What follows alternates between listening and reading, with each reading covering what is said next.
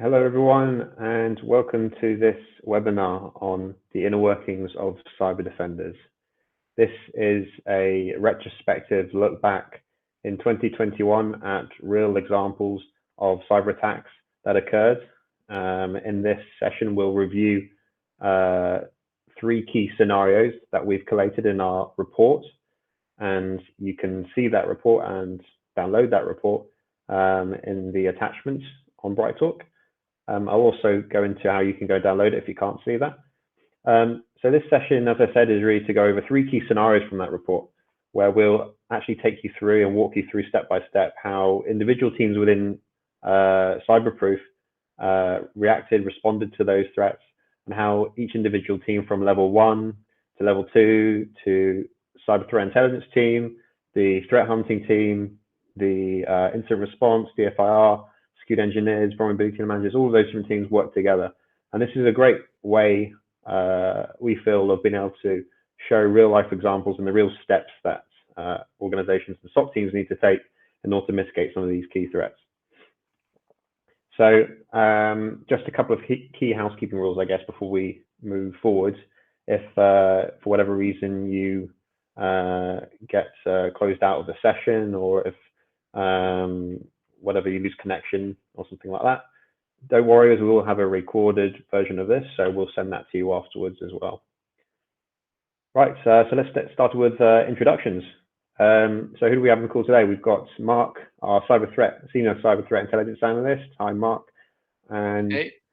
Nathaniel from sorry, I got the job titles wrong. Nathaniel, who's senior threat intelligence analyst at Cyberproof, and Mark, who's our senior SOC analyst at Cyberproof as well.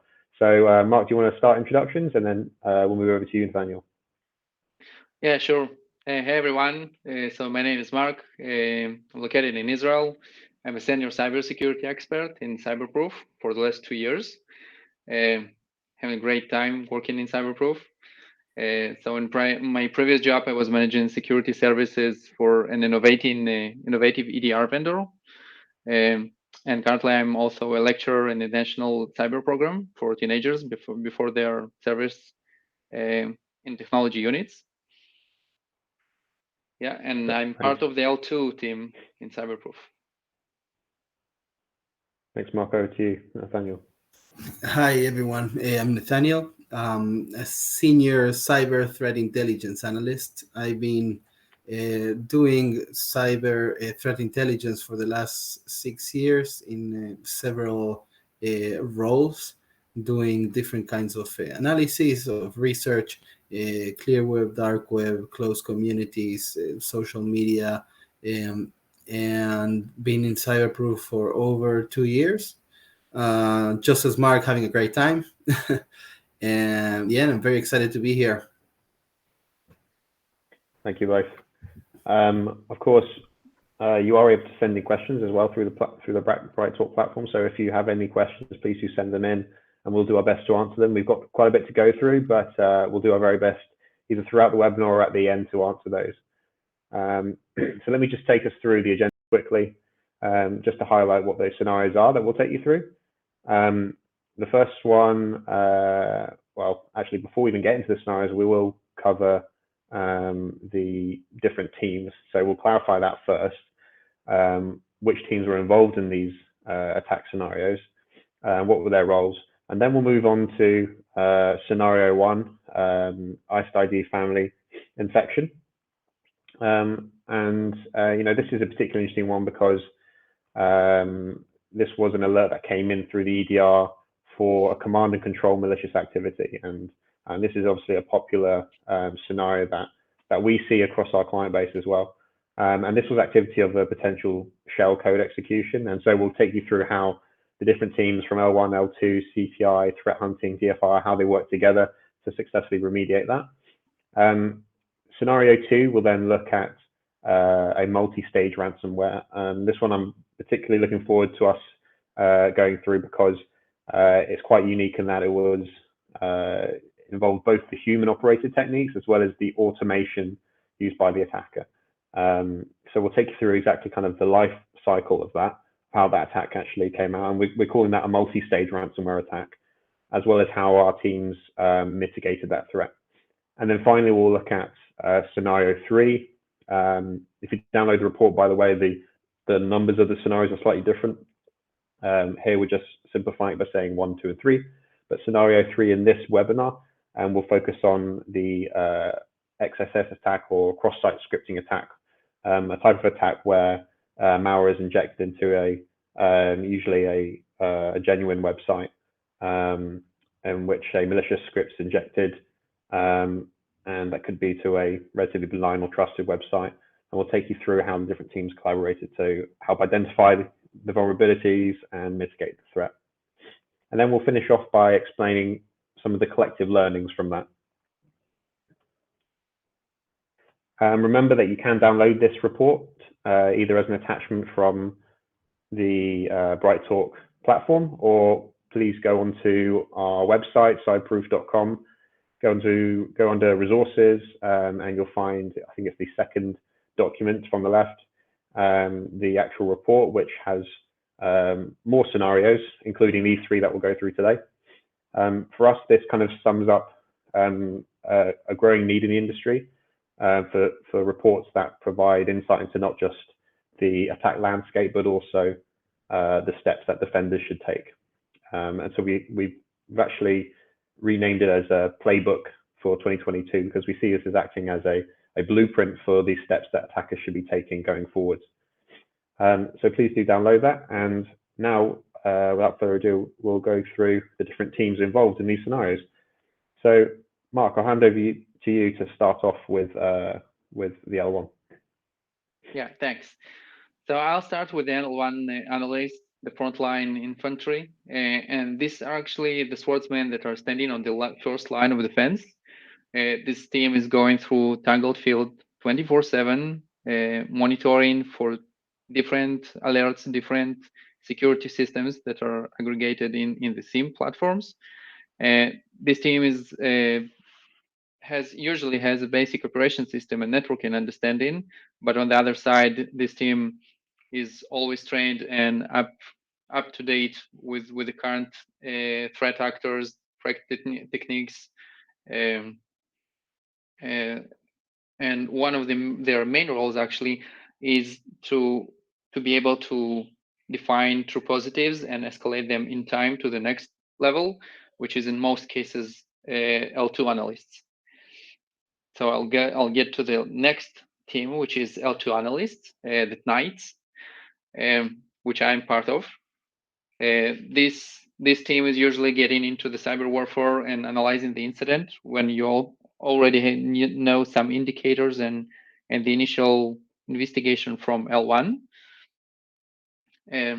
So here, this team usually has an advanced incident investigation expertise, as well as operation system internals, networking, knowledge of different security software to be able to correlate between them and to provide the relevant response as fast as possible.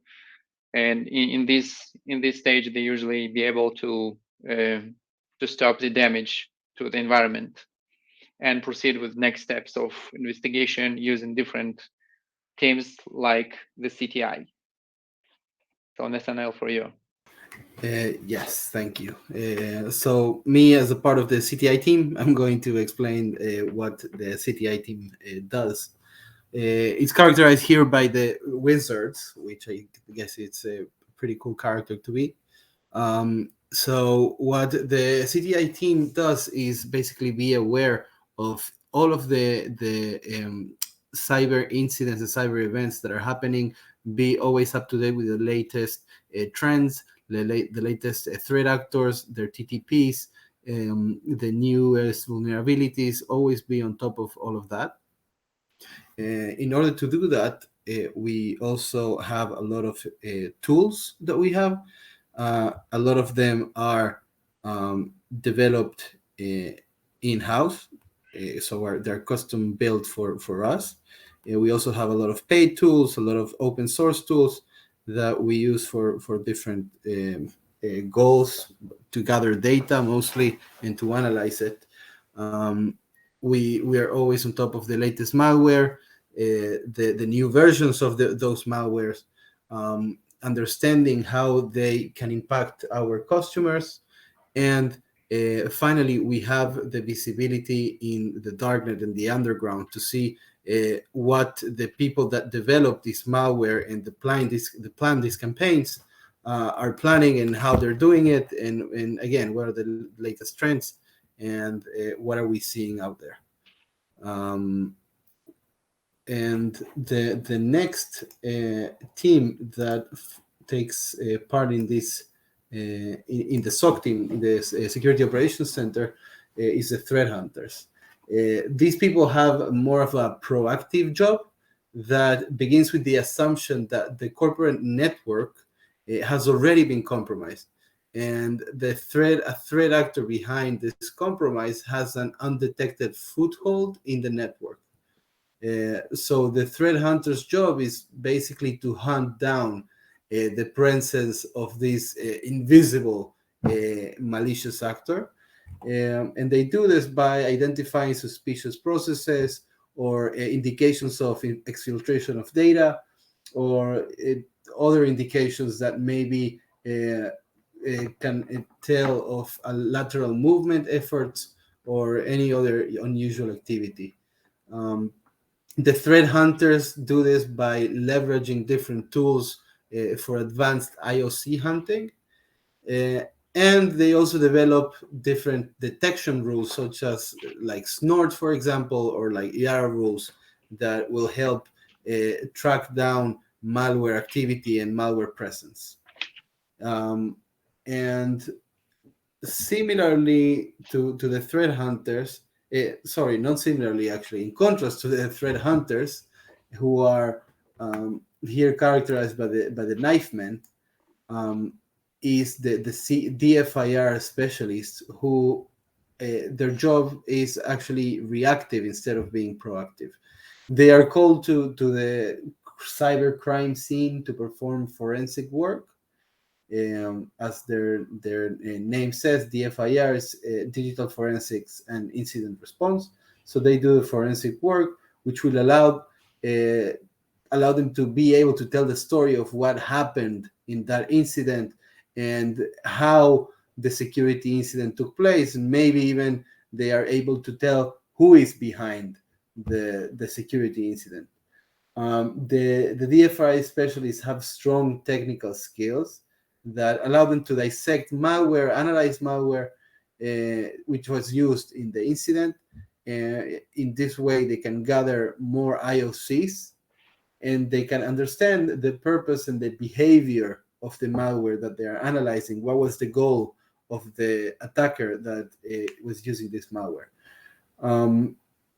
As the individuals in charge of the incident response, who are the DFIR, their job is tightly related to the mitigation and remediation efforts that an affected company, an affected organization takes after the incident. And back to you now, Mark. Yeah, so the last character on this list is the SIEM and EDR engineers, the blacksmith. They're generally preparing rules, improving rules, developing different workbooks in order to make the next response faster. They also implement the IOCs, and they use all the data we gather during our investigations. I will just add that in order to make one focal point for different people and teams during the incidents, usually we use L2 as the focal point. And that's not the first time we are using these characters, and I really like them and think they are representing correctly our teams. Thanks, Mark. Thanks, Nathaniel. So let's go ahead and move straight to the first scenario, because I'm sure our audience would like to get started to see the steps that we took within these different attacks. So the first scenario is the IcedID Family infection involving a data exfiltration attempt. So this was where Cyberproof's L1 team firstly detected a endpoint detection response alert that came into the EDR solution. Saw that this was a potential command and control malicious activity and shellcode execution. So this involved a variety of teams who collaborated. So across L1, L2, CTI, threat hunting, and DFIR. We'll talk through how we'll successfully remediate the threat, how this actually ended up being more of a data exfiltration attempt by means of the IcedID infection. So, Mark, would you like to start us off with the L1 analysts' actions? Yeah, sure. So as you just mentioned, L1 analyst just monitoring got another alert from an EDR product, alerting for CNC, malicious activity, communication. And there was no alert for the shellcode itself, but as an initial investigation by L1, they were able to see that there is a suspicious shellcode was executed on the machine.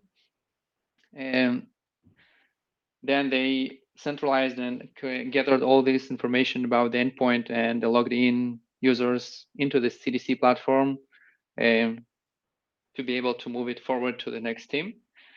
They also seen that there are several injected processes and suspicious queries to the domain from this machine.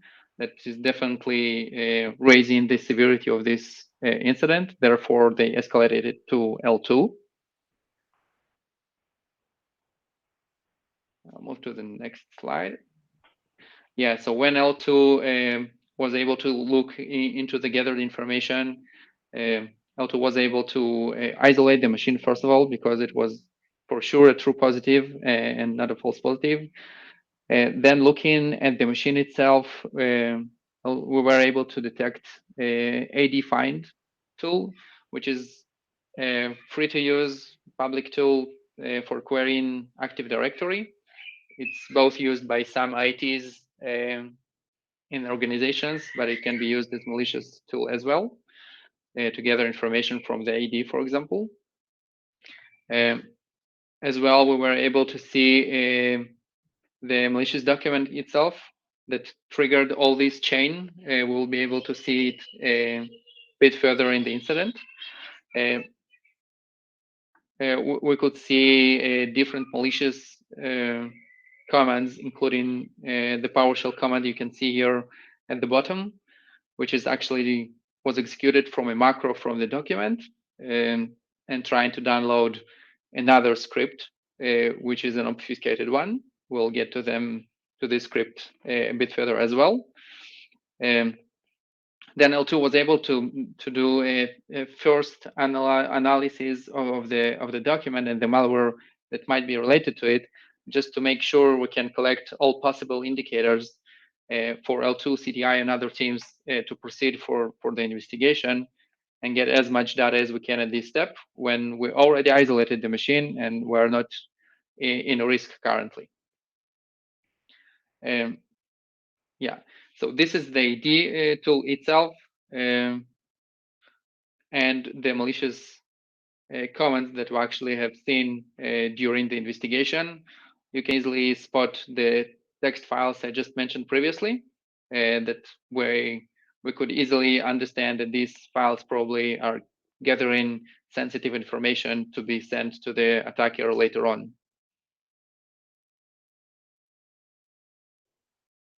Yeah, and this is the obfuscated script that we actually downloaded on our Red Lab that was used in the PowerShell. This is just the first stage of the deobfuscation. You still can see here another step of base 64 and XOR and some other stuff, but it's generally a very generic way for Cobalt Strike's payloads, which we identified pretty easily.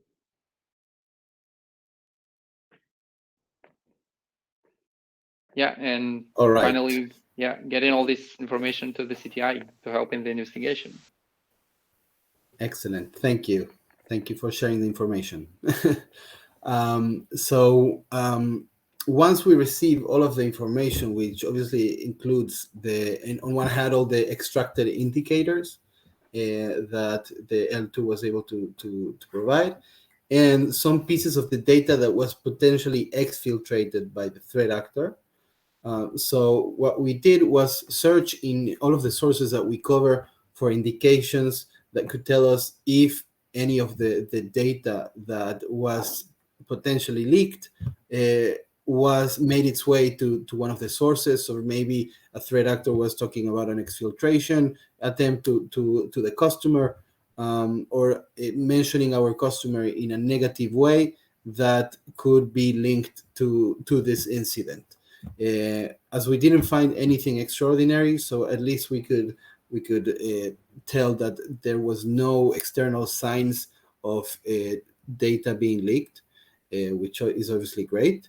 And then we took the indicators that were provided, and we took the domains and we analyzed them, and we found that they were actually reported as an IOC in several sources. For example, if we go to the next slide, I think we have a figure. Oh, there we go. So this is from Malware Bazaar, if you're familiar with it. So here they already connected a couple of the IOCs that we saw in the incident with the IcedID. So we already we were able to identify the malware, which is always a good sign, because once we know what the malware is, we know what we're dealing with.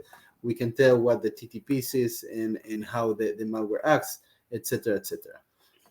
And on the other hand, we also took the IPs. I'm going to go back to here. We took the IPs that came with the IOCs, and we ran them through a custom-built script that analyzed the IPs using a variety of open source tools such as VirusTotal, Abused IPDB, that could tell us a bit more about the reputation and the background of the IPs. And effectively, we saw that one of the IPs had been reported recently in a few communities, and again they associated it with the IcedID infrastructure server, and they were also able we were able to tell in one of these reports that it was linked to the threat actor known as TA551 or Shathak. This is also very interesting for us, because first we know what's the modus operandi of this threat actor. This threat actor is actually known for it's a very sophisticated cyber criminal gang. It's not state sponsored. They have financial gain goals, and they use their TTP is always to send phishing email that have attachments, zip files attached to them, and they're password protected. This is something that it's very typical for this threat actor. And actually, a week before that, we discovered another incident that was sourced by this threat actor, by TA551, with a very, very similar TTP. So it was, again, a phishing email with password protected zip attachment. And instead of using the IcedID malware, they were using another info stealer, YourSniff. So it was actually very interesting to connect the two incidents together, how this threat actor was actually moving from one info stealer to the other, and place the pieces together. Yeah, I've got one question. If you don't mind me just quickly asking. Yes. In these steps, we've included here that the IPs were taken that the injected process is communicated to, and ran this through a custom-built script. So I don't know if it's a question for maybe Mark. This is one you can take on to explain what that custom script was, because I think this is a great example of needing to be able to quickly create something, share it with the community as well, to be able to adapt and analyze these IPs. Yeah, sure. We even can go to one of the slides that has a slide. Yeah, this is just a small introduction, a tool we built in our SOC just to help for the faster investigations. Written in Python, and nothing too special, but it just aggregates lots of external sources like OTX, Unlearn Vault, API, different free APIs, as well as some paid APIs that is able to get bulk informations, including hashes, IPs, and a lot of other stuff you just export from either win event logs or from the EDR itself. And then while you're keeping your investigation, just can give this bulk to the script to the tool, and it will analyze it and finally give you a score for each of the of the of the IPs, hashes, and other stuff. And finally, we'll give you the top hashes or IPs that may be related to an ongoing campaign or a malware family that you want to get into and take these indicators for further investigation. In this case, by the way, indeed, we took just the bulk IPs because the injected process communicated a lot, and when we took all this communication and throw it into the tool, we could find, you can see in the table, that's the output actually from the tool. You can see the first one is just jumping into your eyes, an IcedID server, TA551 IcedID, and it actually was very fresh finding. But again, usually when there is a campaign, you're not always the first one. Somebody already was targeted before you, even a day or two before. And here we can clearly see that this one of the IPs is spotted as an own IcedID infrastructure server, as well as it already mapped to TA551. Yeah, and you can see the note from the tool that the minion's doing your work while you're doing other work. Generally, this tool, by the way, has a few other things you can use. You can see it here in the drop menu you have in the tool, extracting IPs from files. So I use it generally in win event logs and some other stuff. But yeah, it really helped us pretty quickly to understand which malware it is, which campaign, and even which threat actor. I think actually, Mark, the term minion should be changed to wizards, shouldn't it? I think that's one tweak that needs to be made to the tool. Give a bit more respect to our intelligence team. Yeah, maybe you're right. Agreed. This is a beta, Great. but anyway, it will be published on our GitHub page, so yeah, everyone is welcome to use it. Yeah, a great example there, I think, of acting quickly, creating something custom to be able to not only use in our team, but it's something that we do in general is trying to share these tools. So please do visit our GitHub page in Cyberproof and take a look soon. That should be up there. There's a couple of other things in there at the moment as well. Yep. So please, Nathaniel, carry on. Awesome. Yes, thanks. Okay, so once we the CTI team did our job, we moved all of the information forward to the threat hunter. And the threat hunter, already knowing who the threat actor behind the attack is and what the modus operandi of this attack, so they were able to trace back, and they found what the malicious email was, which was used as the infection vector. They examined the suspicious email, and they looked then for additional evidence that will help tell if the attacker had the ability to already move laterally throughout the network. So they look for RDP or SMB connections. They look for malicious files, maybe in shared storage locations, to be able to tell whether there was lateral movement. And then they verified that the IOCs connected to the incident were not detected anywhere else in the corporate network.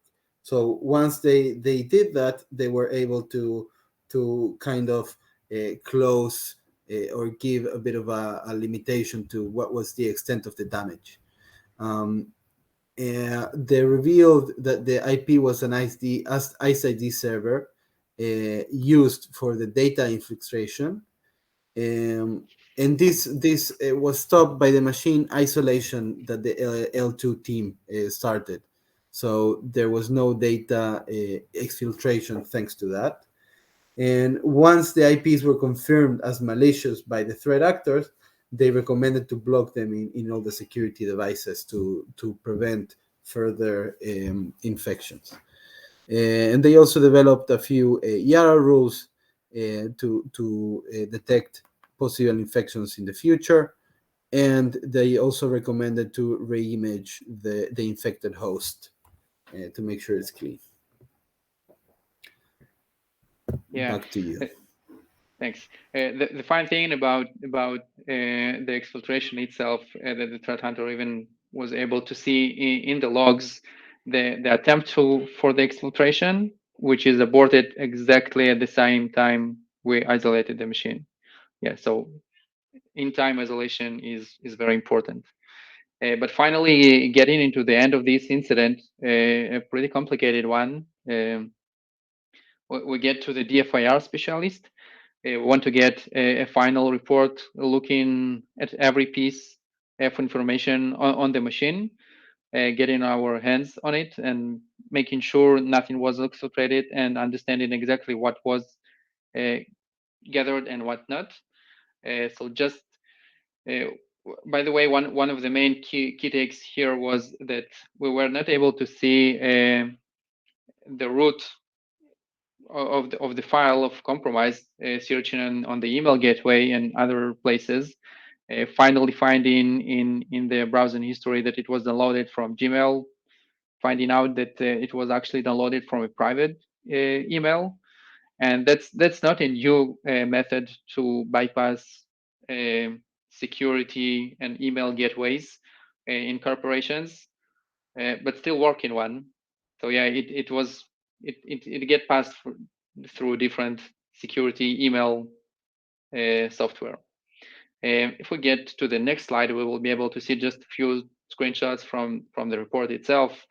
As you can see, the files with the gathered data, some of them were empty because it was unsuccessful for the AD find to be able to gather this information.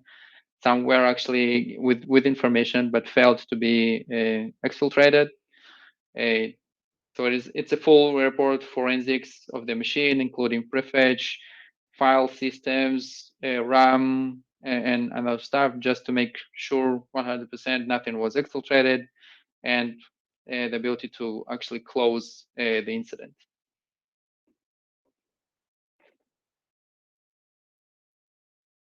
Great, thanks. Yeah. Thanks, Mark. Thanks, Daniel. So moving on to scenario 2. If you download the report, this would be actually scenario 3, because there's multiple scenarios in that report. This was one I referred to earlier as being particularly interesting because this is looking at what we call a multi-stage ransomware attack. So it's linked to the Cobalt Strike injections, and it involves a combination of both automation and human-operated ransomware techniques used by the attacker. So this, again, is leveraging an EDR platform to be able to detect that initial alert, but then bring in Cyberproof's CTI team to identify the attack. We'll go through exactly what that campaign was that they were able to then research to enrich that information, as well as getting that assistance from the threat hunting team, from the SIEM engineers, EDR engineers, as well as the L2 analysts, I believe, to help remediate it. So again, Mark, start us off with the actions that L1 took. Yeah, so this one actually starts again with an EDR alert. But the nice thing here again, that it's not actually detecting Cobalt Strike, but it detected a malicious activity of a process, and L1 as a first investigation got into the incident, find out that the process actually has a loaded model of Cobalt Strike, and then they found out that there is another process which is injected with the same model. Then looking at the overall processes running at the same time, they were able to see suspicious ping commands, and identified that this process was loaded with Cobalt agent. And finally moving from ping to run DLL, which we believe in order to elevate permissions. So the ping and RunDLL communicated to malicious IPs. Again, L1 took the IPs, checked in different external sources, found out that this is a known IP to be used for Cobalt Strike. As well, they found out a lot of SMB connections to internal IPs with huge amount of data moved on and back. And finally, escalating this to L2. L2 is the first step, isolating the machine. Again, this is pretty easy to understand that this is a true positive, not a false positive. So in this case, L1 did a great job. The machine now is isolated, and we're keeping our investigation. We already have the main indicator, which is the IP of the server that is related to this Cobalt Strike, and we could trace the appearance of suspicious JavaScript execution on this machine, as well as different comments for PowerShell that are malicious, as well as ping. We could see a lot of traffic over the network through 137 and 445, usually used for enumeration and scanning the network, usually in order to find the Active Directory or other sensitive servers around. So this is kind of discovery phase. And we're able to see the root of this flow, meaning who did the first injection into the ping. And we found out that this is a malicious file. We analyzed it a bit and could see, we can go to the next slide. We could see, we could see the Cobalt Strike payload. This is the obfuscated script. Again, it's very similar when you're starting to deobfuscate it, and you see the same form of Cobalt Strike payload, as well as the JavaScript itself that we were able to export from the machine. And this is actually where we got the main indicators. We could see in the JavaScript the domains itself. It's tried to communicate. The script itself is not too complicated to understand, but the main thing we took from is the indicators, which we sent to the CTI to try and find relevant campaigns, malware, and to get the idea of the next step of the investigation.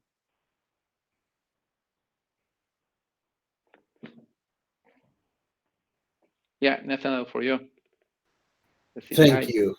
Yes, the CTI, that's my team. So, all right. So we discovered that actually a couple of the IOCs that were linked to this incident were associated with a good loader campaign.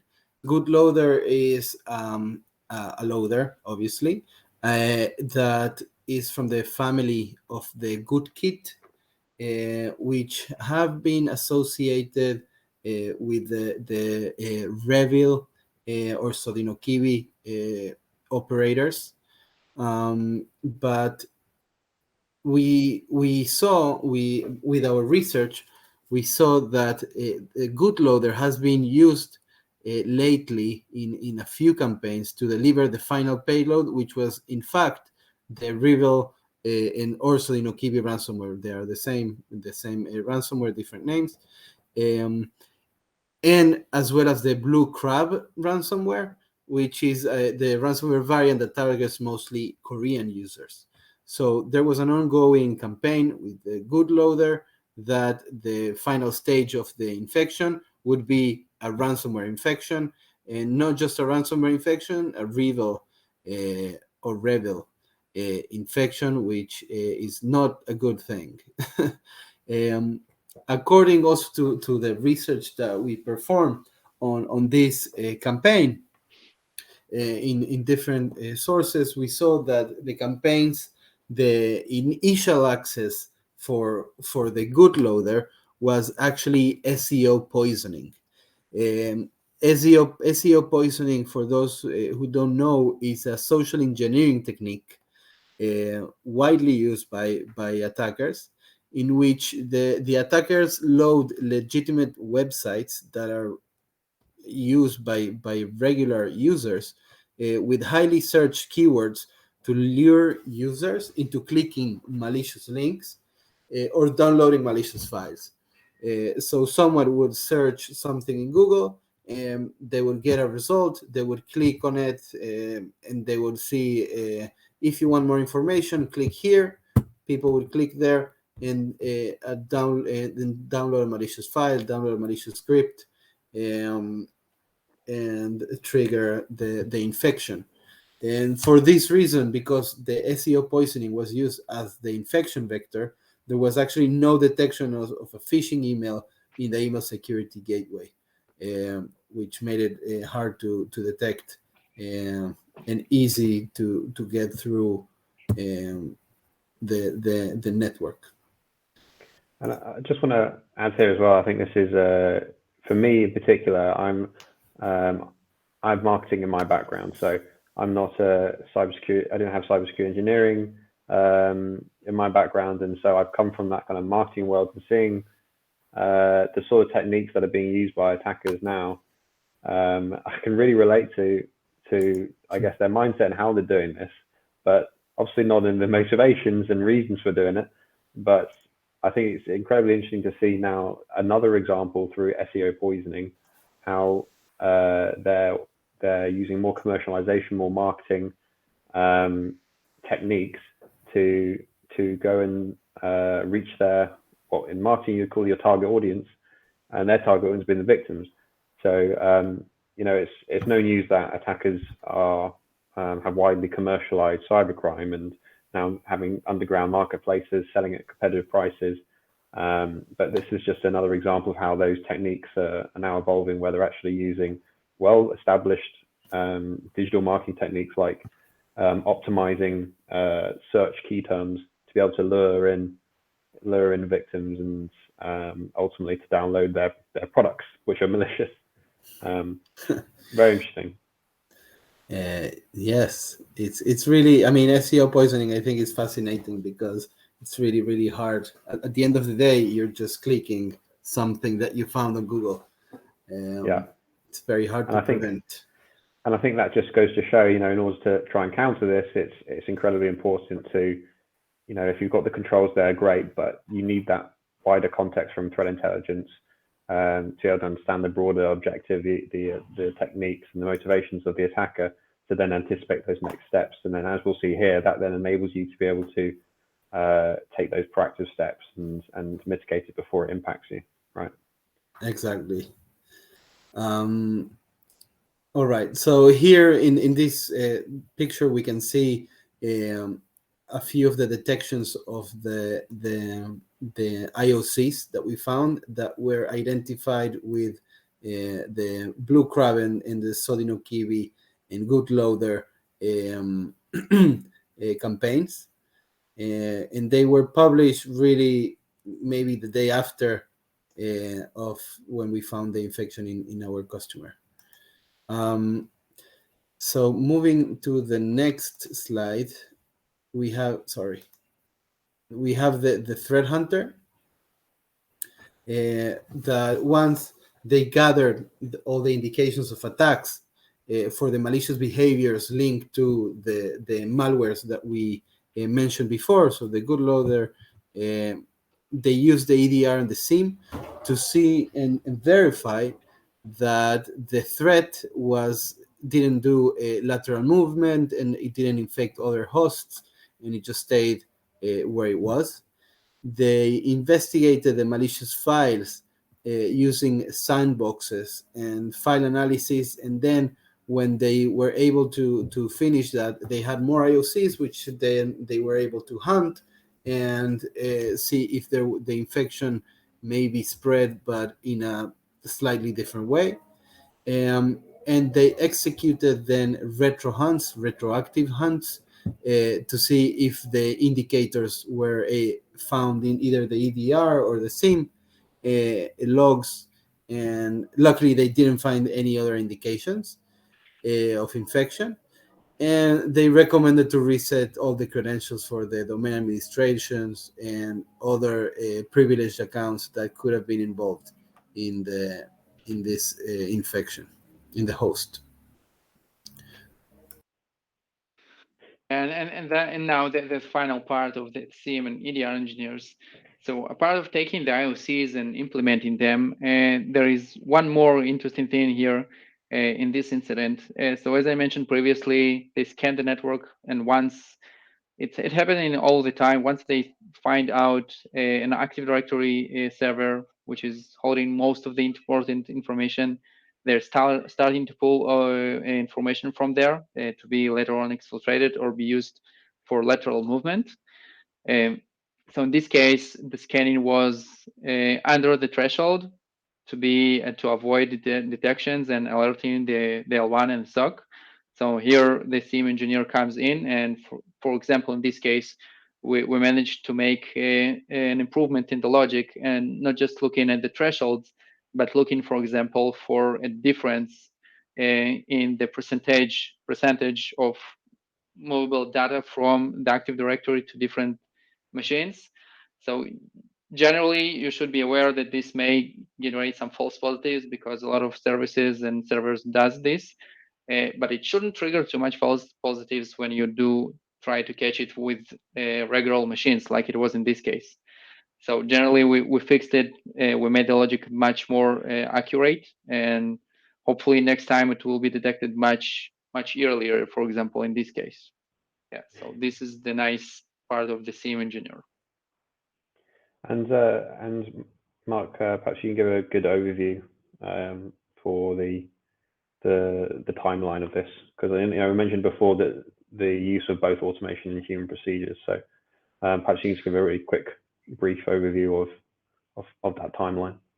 Yeah, absolutely correct. There's an automated procedure that happened in the beginning when we found out during looking at the browser history that a file was actually downloaded by the user itself, looking for it in Google, and finally opening the file that executed automatically W script using its macro. This is the initial access.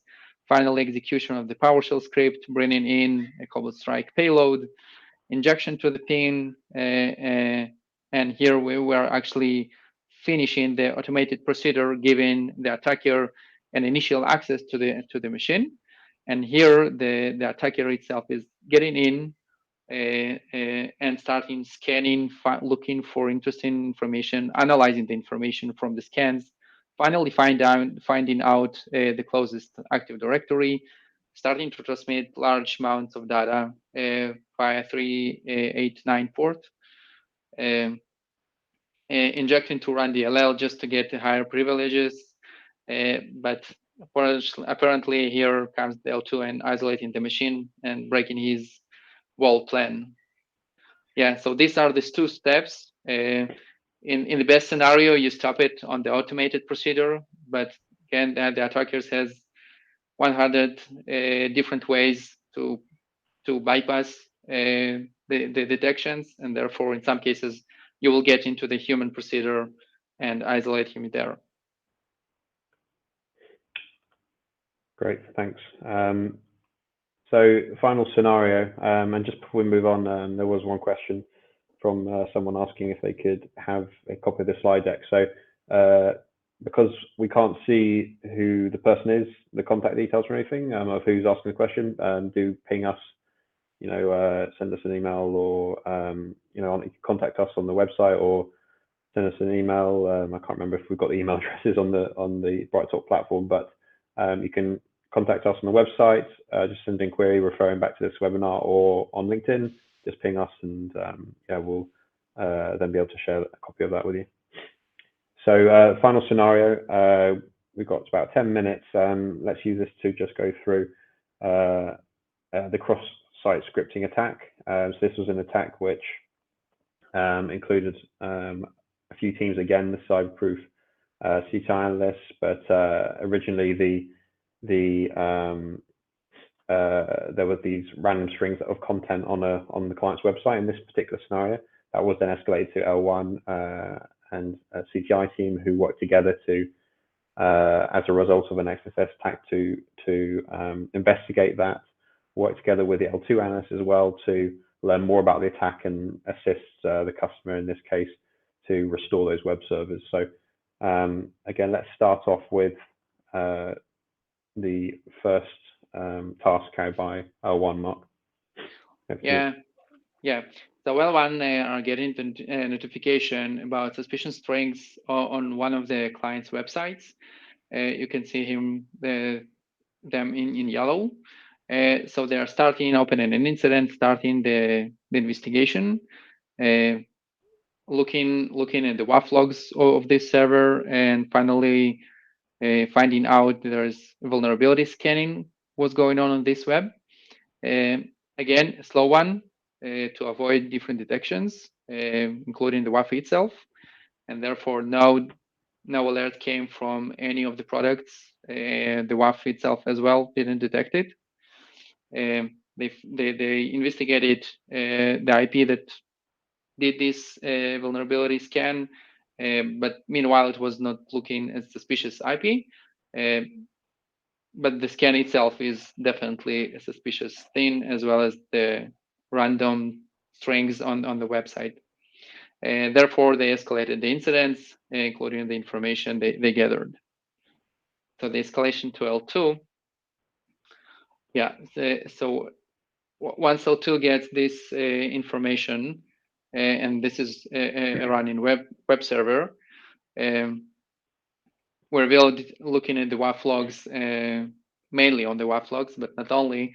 There were ongoing different vulnerability scanning that later on revealed multiple types of attacks, including SQL injections and cross-site scripting and remote file inclusion, and even a few more. Again, all of this didn't detect, probably of the low rate of the attack itself. So we have identified these strings in the WAF and revealed. We will see it in the one next. Yeah, thanks. So yeah, these are part of the attacks we can see. The interesting ones here actually, we can see it's both client and server side. And one of the interesting ones is the URLs, which is blind cross-site scripting me, which is held by Akunetics, a vulnerability scanning company, a cyber company. And actually, we could see in the log akunetics.wvs, which is later on revealed that this is a known script published on GitHub. Somebody that developed a vulnerability scan using Akunetics free software for vulnerability script development. You can see its screenshot on the right. A pretty easy tool, and there are lots of similar scripts, but this attack actually took place using this exact script. We could find the exact files in the script, the post-crawl one. Can we go to the next? Sorry, to the previous. Yeah. So finally, understanding there is exploitation of these vulnerabilities, and this is an Oracle called Fusion app. We just gathered all this information, including the IPs and the attack we could spot, and moved it to the CTI. Right. Once we were informed about which server was affected, where was actually the vulnerability that was exploited to do the XSS attack, so we wanted to find which one was the actual vulnerability that affected the Cold Fusion app, and we were actually able to identify it based on the version of the Cold Fusion app that was being used by the customer, which one was the CVE that affected them. And in fact, we were able to find the CVE 2021-21087, a remote code execution in Adobe Cold Fusion, which basically any unauthenticated attacker can send custom crafted malicious requests to the Cold Fusion server. And this way they are able to execute arbitrary code on the remote server, and that way basically control the remote server. So knowing that, we were able to provide that context and that enrichment and move it forward to the L2 team back.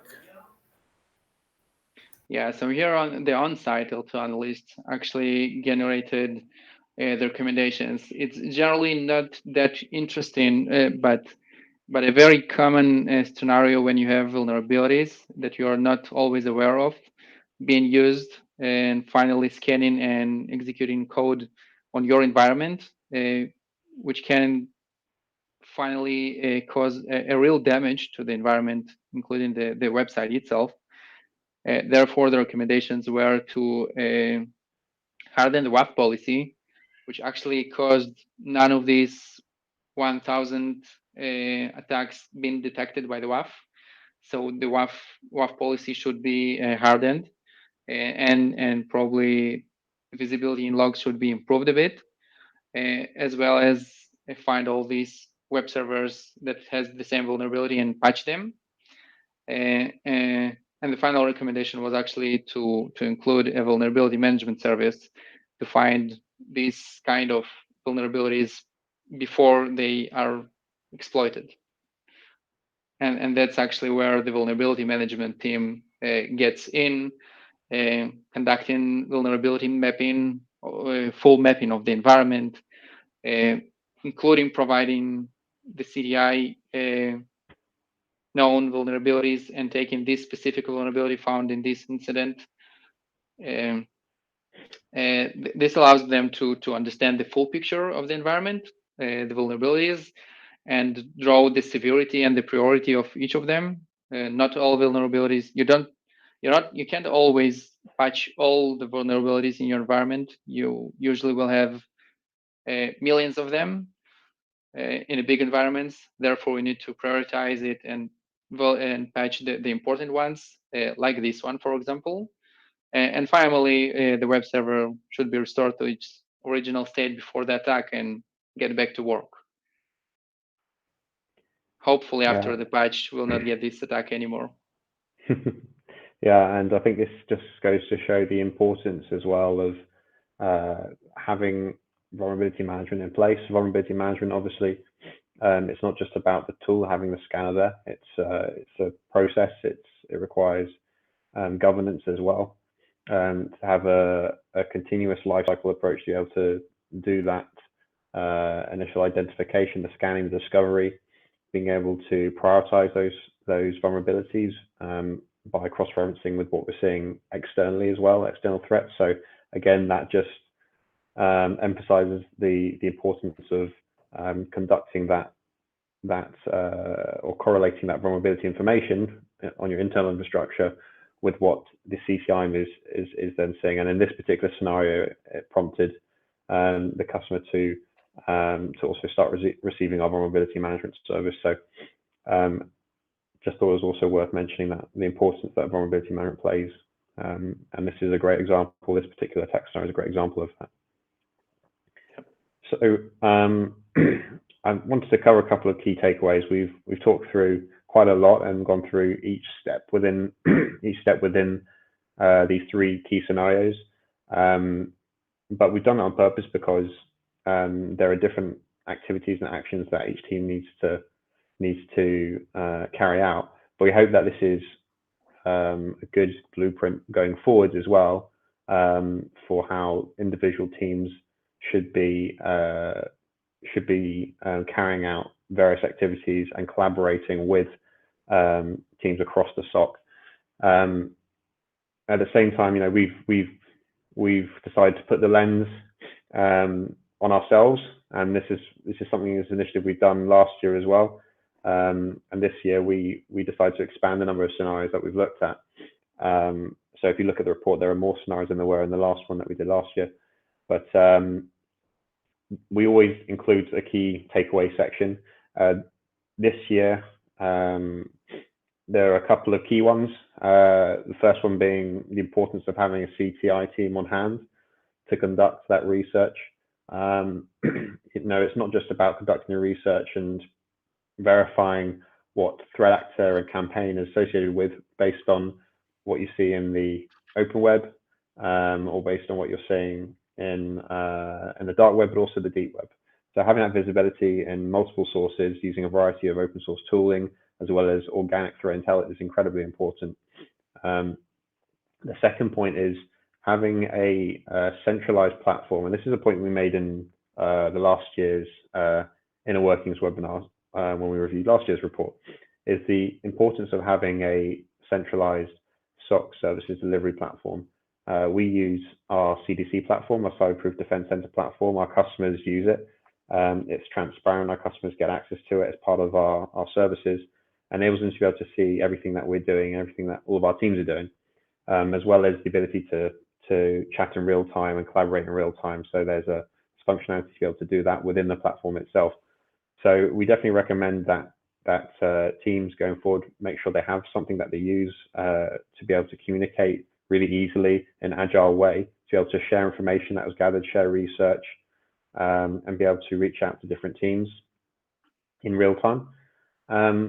And finally, using a proactive threat hunting capability. This isn't a point we called out in the last year's report, but felt it was important to call it out this year because we've shown, I think, in each scenario here how important the role of the threat hunter plays, as well as emphasizing the importance of having a team that is dedicated to threat hunting.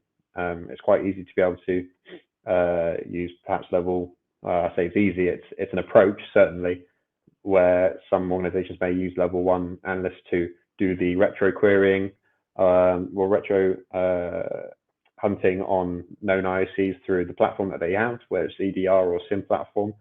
But this needs to be supplemented with intelligence-led threat hunting, organic intelligence-led threat hunting, as well as behavioral-led threat hunting. So important to be able to have that dedicated function being used by real threat hunters as well, that have experience and have that practice in how to look for threats that have evaded your solutions. Ben, we're a few minutes late over time, but I have a very small note on this, of the importance of threat hunting. Just a short story. My both parents are doctors, and they always told me, if you take any man in the world and you do enough medical tests to him, you will definitely find a medical issue for each of them. It might be very minor and unnoticeable or not, but definitely every man on the planet has some kind of medical issue if they do enough medical tests. And exactly the same with threat hunting. If you take any PC on the world, any machine, all the machines in the world has a vulnerability or a cyber issue. You may be not aware of this meanwhile. Maybe this 0 day yet been published, but it's definitely there on every machine in the world. And therefore, threat hunting is really important today. Great metaphor, great analogy. Thanks. Thanks, Mark. So with that, we'll finish off today, but thank you everyone for attending. We look forward to doing this again next year and sharing even more scenarios. This is an annual thing that we're doing. Please go and visit our websites under resources.